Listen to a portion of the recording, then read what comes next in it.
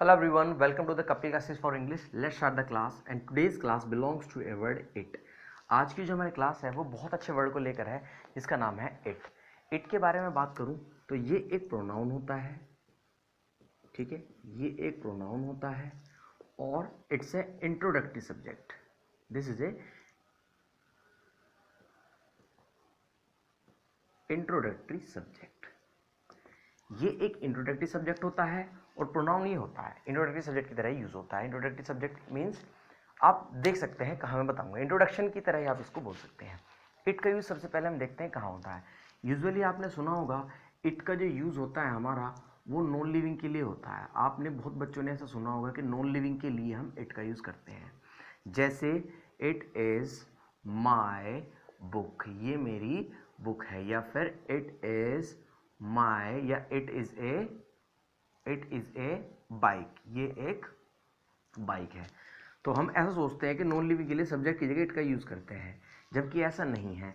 आपको यूज़ नहीं करना है. आपको क्या है, इंग्लिश में इट का use as a subject non living के लिए नहीं होता है.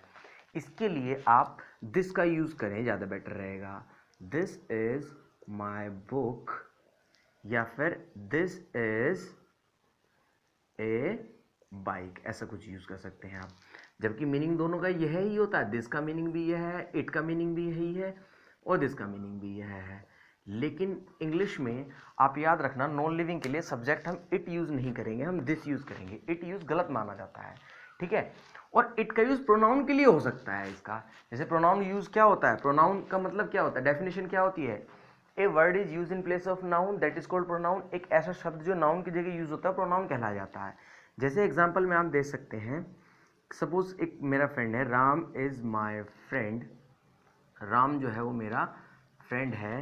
Ram gets up early, Ram जल्दी उठता, gets up early in the morning, early in the morning. Ram goes to school, Ram speaks English. कुछ भी जो भी आपको बोलना है, तो अगर हर बार आप राम ही राम राम राम बोलते रहेंगे तो कहीं ना कहीं सेंटेंस की ब्यूटी खत्म हो जाती है.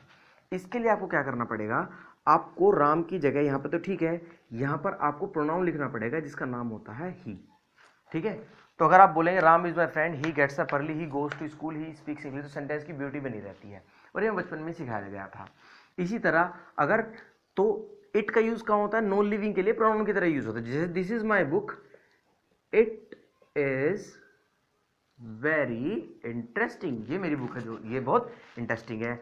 This is a bike, it is black, ये बाइक है जो ब्लैक है. या बोल सकते हैं लाइक दिस इज. अच्छा, इसका यूज कहाँ होता है दूसरा, इसका यूज अगर मैं बात करूं नॉन लिविंग की तरह तो होता नहीं है एज ए सब्जेक्ट, ये भी ध्यान रखना, एज ए सब्जेक्ट नहीं होता है. इसका यूज एनिमल के लिए होता है, एनिमल के लिए भी एज प्रोनाउन, ये भी आप ध्यान रखना, एनिमल के लिए भी प्रोनाउन यूज होता है.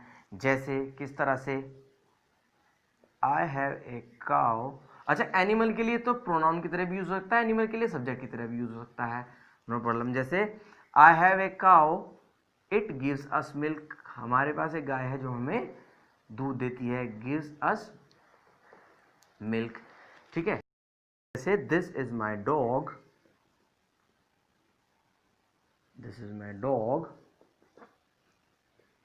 इट बार्क्स एट नाइट,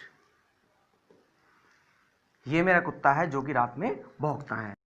अब अगर मैं बात करूं कि इट का यूज हम किसके लिए करते हैं, टाइम के लिए, हम किसके लिए करते हैं, डिस्टेंस के लिए, हम किसके लिए करते हैं, और टाइम, डिस्टेंस और वेदर के लिए.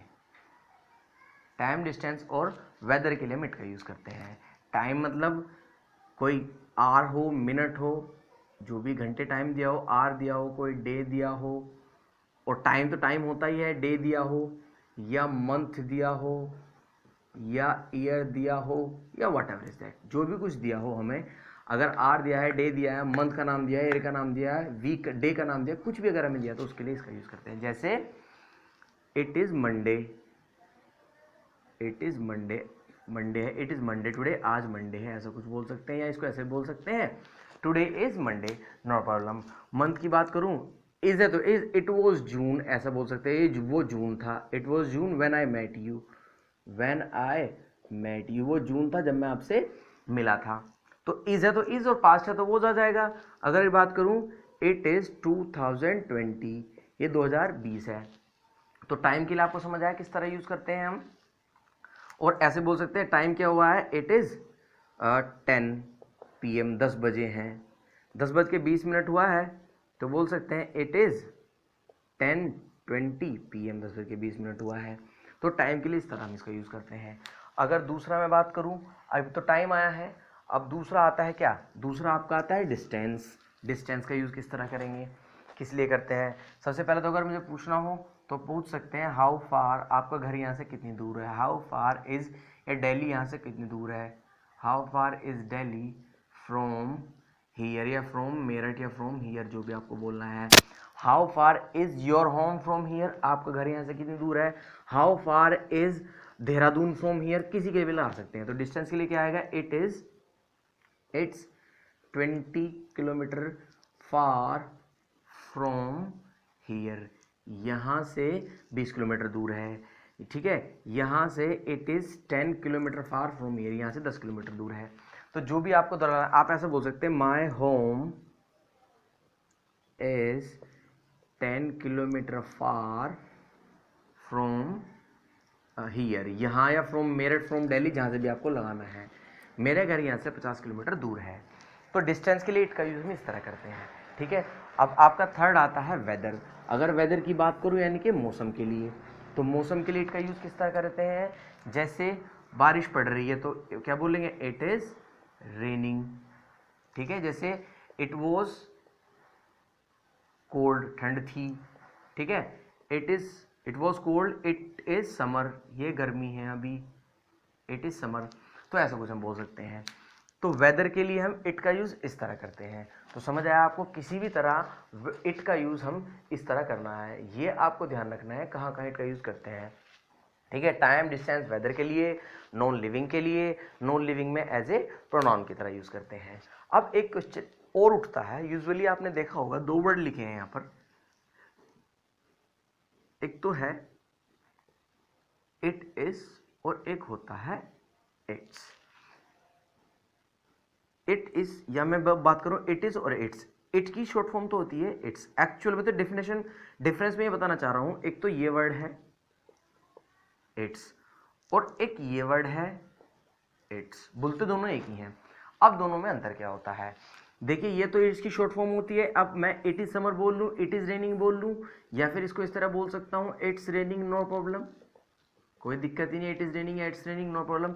लेकिन ये क्या होता है, ये होता है आपका पजेसिव एडजेक्टिव, ये पजेसिव एडजेक्टिव होता है, यानी कि वही अपने की सेंस जनरेट करते हैं। जैसे आई लाइक माई बुक या I am doing my work, इस तरह जैसे मैं बोल सकता हूँ। और नॉन लिविंग के लिए possessive adjective for non living या एनिमल के लिए ऐसा कुछ बोल सकते हैं, और नॉन लिविंग या एनिमल वगैरह के लिए। जैसे मैं बोल सकता हूँ this is a very good movie because, short में लिख सकते हो, बिकॉज इट्स ट्रेलर या इट्स स्टंट या इट्स सॉन्ग्स या it's story is very interesting. ये एक बहुत अच्छी मूवी है क्योंकि इसकी स्टोरी बहुत इंटरेस्टिंग है, ठीक है। तो यहाँ ये अगर बात करूँ तो अपने की ही सेंस जनरेट करता है, यानी कि उसकी अपनी, इसकी स्टोरी जो है इस मूवी की वो बहुत अच्छी है। तो यहाँ पर इस तरह यूज कर सकते हैं, जैसे this is a car and it's mileage is very good. यह एक गाड़ी है जिसका माइलेज जो है बहुत अच्छा है। तो यहां पर ये मत करना, आप इट्स मत करना, ठीक है। यहां पर क्या करेंगे आप, पॉजेसिव प्रोनाउन एडजेक्टिव की तरह यूज करेंगे, इसको इट्स करेंगे यहां पर आप। तो यार ध्यान रखना, एक इट का यूज ये भी होता है, समझ आया। और कोई क्वेश्चन करिए आपको इट को लेकर जितने चाहे आप, एक सेंटेंस नहीं, मैं कितनी बार बता चुका हूँ, हजारों लाखों सेंटेंस आप बोले, बारिश पड़ रही है, इट इज रेनिंग, बारिश पड़ रही थी, इट वॉज रेनिंग, बारिश पड़ेगी, इट विल रेन, जो भी टॉपिक पढ़ा है बारिश पड़नी चाहिए, ठीक है। मैंने शुड आपको कल पढ़ाया था, तो बोल सकते हैं इट शुड रेन। अगर बोलूँ बारिश पड़नी चाहिए तो क्या बोल सकते हैं, इट शुड रेन, बारिश पड़नी चाहिए, बारिश पड़ सकती है, इट कैन रेन, ऐसा कुछ बोल सकते हैं। बारिश पड़ रही थी, इट वॉज रेनिंग, इन दिनों बारिश पड़ती है, it rains these days, it rains these days, ऐसा बोल सकते हैं। तो बोलते it rains in rainy season, rainy season में तो बारिश पड़ती है, तो ऐसा कुछ बोल सकते हैं। ये हमारा इट की क्लास थी, ठीक है। और एक इट का यूज अभी एक और आता है।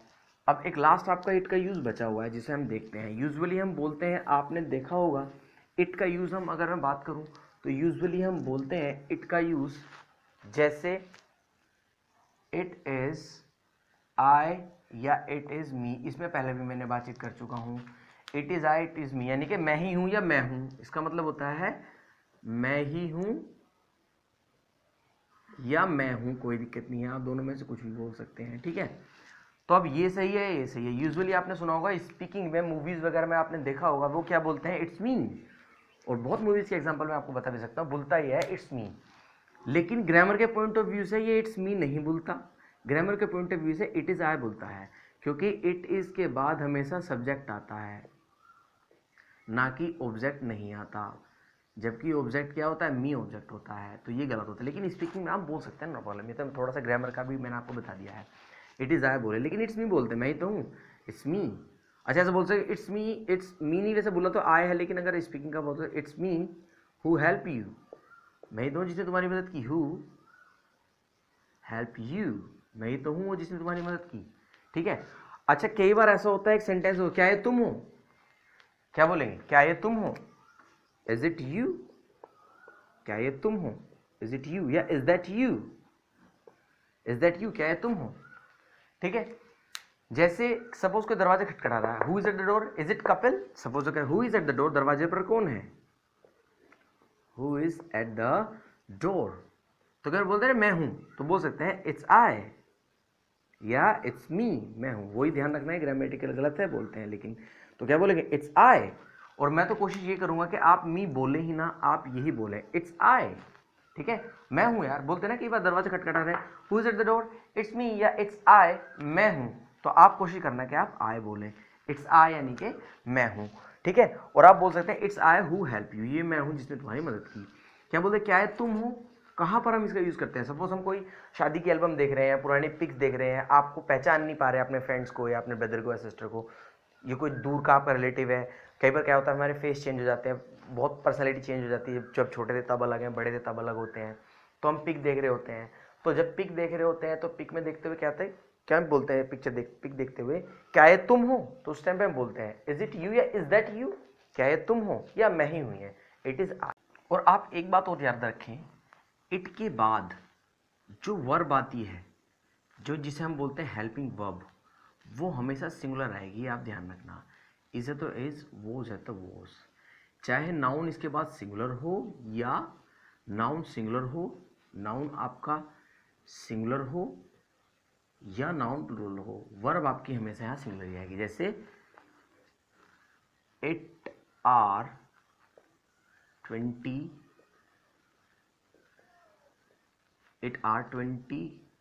किलोमीटर्स फार फ्रॉम हियर, ये यहाँ से 20 किलोमीटर दूर है। It are 25 far kilometres far from here, यानी कि यहाँ से 20 किलोमीटर दूर है। कोई डिस्टेंस की बात करो तो बोल सकते हैं यहाँ से 50 किलोमीटर दूर है, तो इट आर नहीं लगाना है आपको, इट इज ही लगाना है, ठीक है। ये याद रखना, हमेशा इसके साथ जो वर्ब आएगी वो सिंगुलर आएगी। बहुत अच्छा एग्जाम्पल है, आप बुक्स में पढ़ा ही होगा, कंपटीशन में एग्जाम में भी आया हुआ है। जैसे it are the stars that guide our destiny. It are the stars that guide our destiny.